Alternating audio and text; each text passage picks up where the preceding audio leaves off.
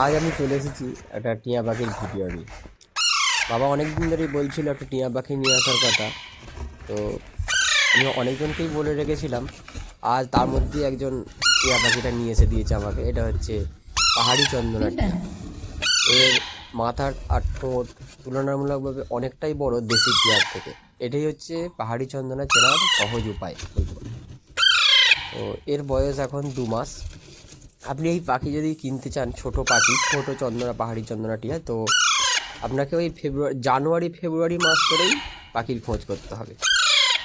এ এখন শুধুমাত্র ছোলার ডাল জলে আপনাদের ভিজিয়ে রান্না থেকে বেটে খেয়ে নেবে। ওটাই খাওয়ানো হবে ওকে।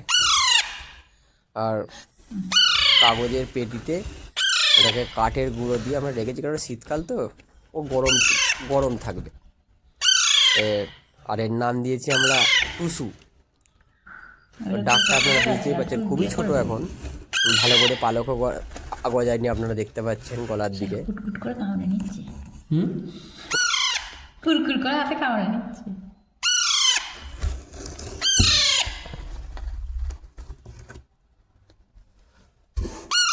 ভালো খেতে